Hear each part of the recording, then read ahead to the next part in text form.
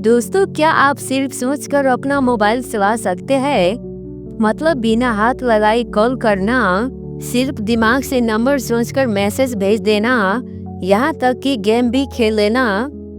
ये सभी सुनकर एक अजीब की तरह लगता है, लेकिन असली मजा यहाँ है, यह सिर्फ सपना ही नहीं बल्कि हकीकत बनने वाला है। आज हम सब समझेंगे कि माइंड कंट्रोल्ड मोबाइल कैसे काम करते हैं, इसे कौन बना रहा है, अभी तक क्या सफलता मिली है और फ्यूचर में यह टेक्नोलॉजी हमारी जिंदगी कैसे बदल सकती है। सबसे पहले समझते हैं कि माइंड कंट्रोल्ड मोबाइल होता क्या है।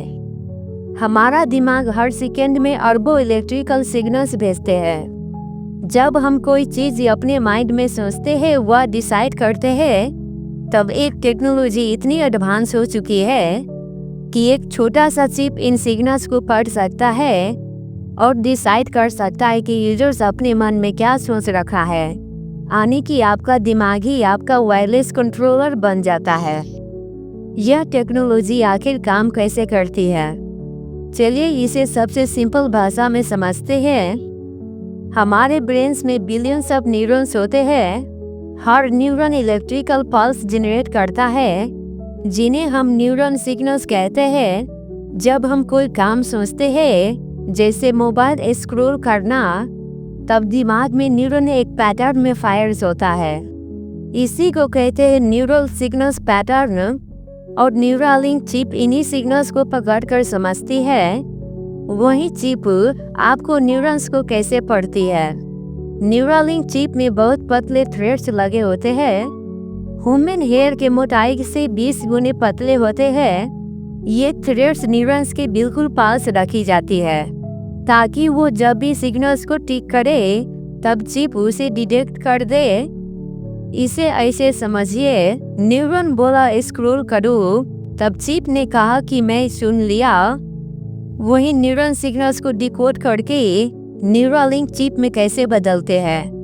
न्यूरॉन्स का सिग्नल्स 2 इलेक्ट्रिकल इम्पल्स होता है। मोबाइल उसे समझ नहीं सकता, इसलिए चिप के अंदर एक डिकोडर होता है, जो ब्रेन सिग्नल्स को ट्रांसलेट करके मोबाइल के कमांड में समझने में मदद करता है। वही सिग्नल्स को वायरलेस तरीके से कैसे भेजते हैं। चिप में ब्लूटूथ जैसे वायरलेस ट्रांसमीटर लगा होता है, दोनों को एक दूसरे में कनेक्ट करते हैं, फिर डाटा ट्रांसमीटर के जरिए एक दूसरे में ट्रांसफर होते हैं। एक दूसरे में कनेक्ट होने के बाद में आप अपने माइंड में जो सोचेंगे वही होगा। वही न्यूरालिंक अभी तक क्या क्या सफलता प्राप्त की है। न्यूरालिंक सबसे बड़ी उपलब्धियां प्राप्त की है। एक मंकी ने सोचकर मोबाइल में वीडियो गेम खेल लिया। उस मंकी का नाम पेजर था। उसने सिर्फ दिमाग से पोंग गेम खेला। वहीं लकवाग्रस्त इंसान ने मोबाइल चलाया। एक व्यक्ति जिसका हाथ काम नहीं करता था, उसने सिर्फ सोचकर कर्सर चलाया और मोबाइल स्क्रॉल किया। Typing and thinking successful, brain से टाइपिंग टेस्ट किया गया। 80 से 120 वर्ड पर मिनट सेकेंड पहुंची थी। चिप अभी पूरी तरह वायरलेस है। शरीर के अंदर कोई तार कनेक्ट नहीं होती। ये सब कुछ ब्लूटूथ सिस्टम के माध्यम से कनेक्ट रहती है। वही माइंड कंट्रोल्ड मोबाइल भविष्य में कैसे दिखेगा। बिना हाथ लगाए मोबाइल की पूरी फंक्शन आसानी से चला सकेंगे। कीवर्ड की जरूरत खत्म हो जाएगा, क्योंकि आप जो सोचेंगे वही टेक्स्ट लिखा जाएगा। जिनका हाथ काम नहीं करते होंगे, वो भी इस टेक्नोलॉजी की वजह से नॉर्मल मोबाइल यूजर की तरह सब कुछ कर पाएंगे।